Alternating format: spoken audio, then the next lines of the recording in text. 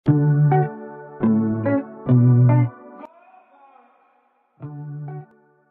urban psychology, kita mempelajari pada isu-isu yang relevan dengan orang-orang yang tinggal di daerah perkotaan dan mengambil keputusan lokal serta nasional.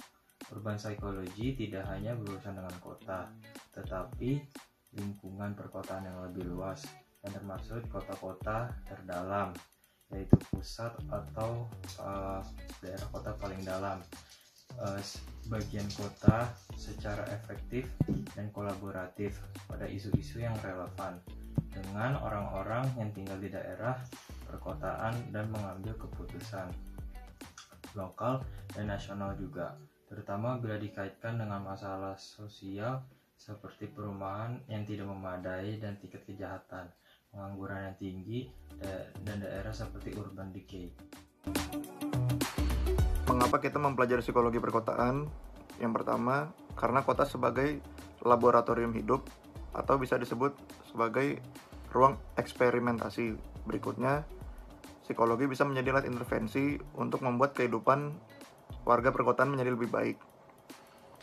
Berikutnya, dengan teori-teori psikologi, kita dapat memodifikasi sikap, tingkah laku, dan mendesain suatu lingkungan. Berikutnya, dengan adanya penelitian-penelitian psikologi, kita dapat membuat suatu kebijakan dan dapat merubah sikap dan tingkah laku.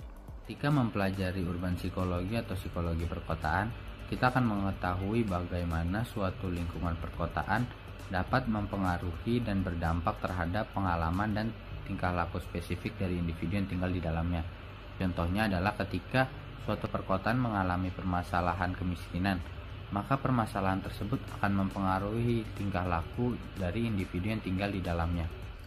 Mengapa psikologi perlu mempelajari urban psychology? Karena dalam masyarakat perkotaan terdapat berbagai proses-proses psikologis yang sering terjadi dan dijumpai.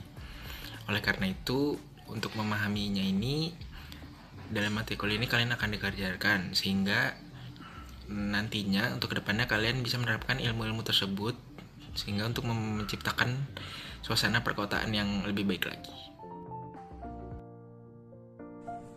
Kita menjadi paham bahwa isu sentral terkait karakter, perilaku, dan tempat-tempat memiliki konsekuensi khusus untuk kesehatan mental, kesejahteraan, dan perkembangan manusia. Dalam mata kuliah urban psychology, kita juga belajar mengenai teori-teori dari social psychology, yang dimana kita belajar tentang bagaimana individu di suatu kota berperilaku. Dan hal tersebut dapat digunakan untuk pelajari karakter maupun perilaku dari masyarakat di suatu kota, yang dimana diharapkan dapat membantu perkembangan dari kota tersebut. Selain itu juga, kita dapat mempelajari mengenai situasi dalam perkotaan seperti dinamika sosial, ekonomi, politik, dan fenomena yang terjadi pada masa sekarang.